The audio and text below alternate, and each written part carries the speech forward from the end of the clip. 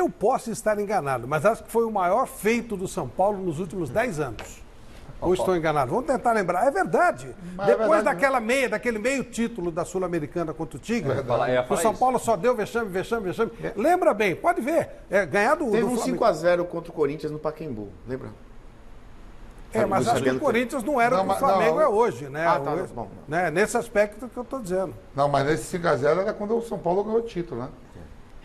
Pós-título da Sul-Americana, você está falando. Pós-título.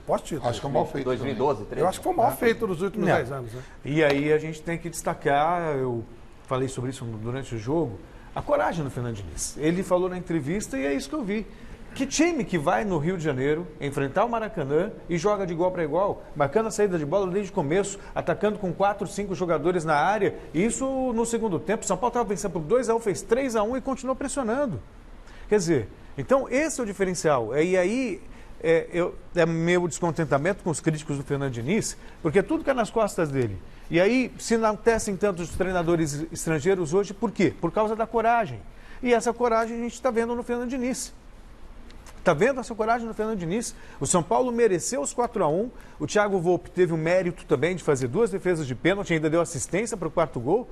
Mas foi um jogo do São Paulo gigante para fazer os que torcem contra, sabe, repensar algumas coisas. Se bem que não acredito muito não, né? Se for eliminado pelo Lanús, aí já vai começar de novo. O Diniz não serve, Diniz isso, Diniz aquilo. Mas o São Paulo tem o melhor aproveitamento do Campeonato Brasileiro e foi lá, e não foi uma vitória ocasional.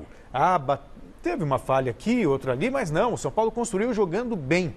Isso que eu acho legal, foi uma vitória gigante do São Paulo nessa noite. Jogar de igual para igual com o Flamengo já é alguma coisa muito difícil, muito difícil. Miller, e o São Paulo hoje? Boa noite, Flavito. Sem dúvida nenhuma, quando é para criticar, você sabe muito bem que eu sou um crítico ferrenho do time do São Paulo, que eu acho um time mediano.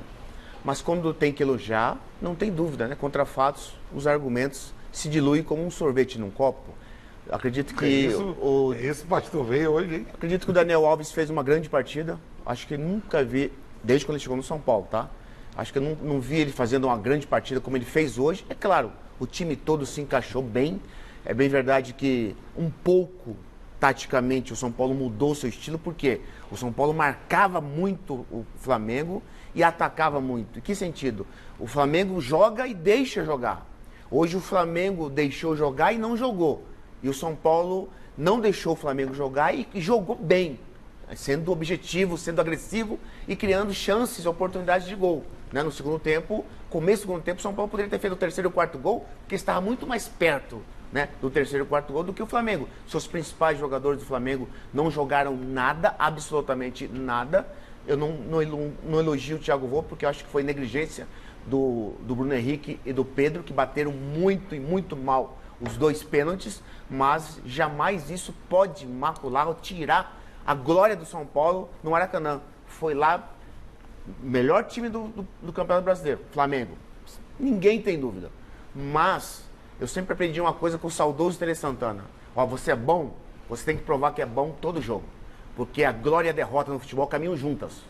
Então não adianta você dizer, eu sou bom, sou seleção brasileira, mas se na praticidade você não colocar em prática que você é bom, provar que você é bom, o adversário atropela você, como aconteceu hoje. O São Paulo é um time inferior ao Flamengo, mas foi superior na prática, na bola, na técnica. Acho que o time está de parabéns por conta disso, porque mostrou personalidade, mostrou confiança em si, no seu futebol, no esquema, e deu certo, tudo deu certo. O Flamengo poderia ter jogado a noite inteira hoje, não ia fazer um gol no São Paulo mais, porque o São Paulo, tudo conspirou em favor do São Paulo, inclusive os méritos pela vitória.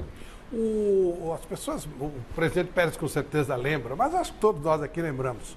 Eu lembrei muito de um jogo que o Flamengo era também bambambam naquela época, o time do Cláudio Coutinho, e o Tele Santana foi lá com o Palmeiras, com Carlos Alberto Borges, Carlos Alberto Seixas, Pires, Pedrinho. Caçapa, Pedrinho. Era um time que estava começando, meteu 4-1 também, foi a mesma coisa. Pedrinho fez um gol, inclusive. Lembra disso, Pedrinho? Eu lembro. Era um negócio assim. Pedrinho fez um gol, inclusive, de quase que sem ângulo. Assim, eu lembrei muito disso. E essa vitória tirou o Coutinho da seleção e levou o Tele. E depois começava aquela empreitada. Ô, Flavito, o torcedor do São Paulo tem que entender uma coisa. O São Paulo, ele consegue fazer essa partida espetacular contra o Flamengo e perder para o Lanús, que é um time que está em quarentena até hoje. Então, isso aí o São Paulo vive esse ano. Pode ser que, como o José falou, chegar aqui no Morumbi contra o Lanús, ir para os pênaltis, sofrer para ganhar e passar para a próxima fase. Pode até ser eliminado. Por quê? Exatamente por quê? Porque o São Paulo, todas as vezes que pega um adversário inferior tecnicamente, ele passa dificuldade. Porque o adversário só se defende. E o São Paulo não sabe ultrapassar essa fortaleza defensiva do adversário, como fez hoje contra o Flamengo.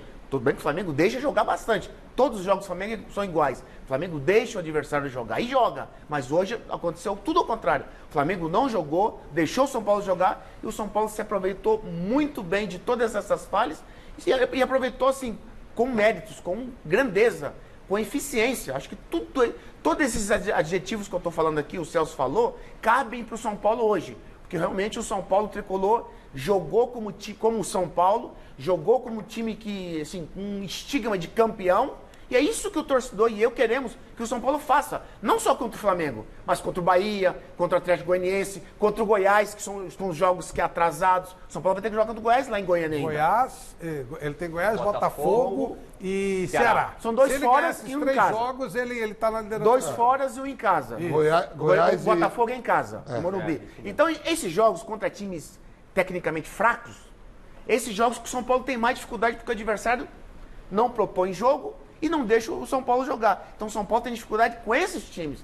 É aí que a gente vê jogo ruim, aí que a gente vê só o São Paulo querendo e não consegue tirar proveito da fragilidade desses adversários. Ô Vampeta, o São Paulo entrou na briga pelo título por causa desse jogo, ou já vinha? Como é que você encara isso? Flávio, um domingo, boa noite a todos, né? Um domingo de chuva em São Paulo, de frio, né?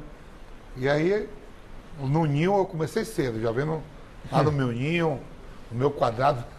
Por que você faz essa cara? Muita conversa. Eu não falo sério, aí no ninho começa a ver os jogos, né? E aí eu tô vendo jogos do Cristiano Ronaldo voltando depois de Covid, jogo 1x1, ele já embaça, entra, faz 2. Aí antes, jogo da Liga do Campeonato Inglês, depois Manchester e Arsenal. Mais expectativa é o quê? Pegar um papá, que é o almoço, e ver o jogo do São Paulo, né? Aí quando começa o jogo, parece que tudo é conspirar contra, né?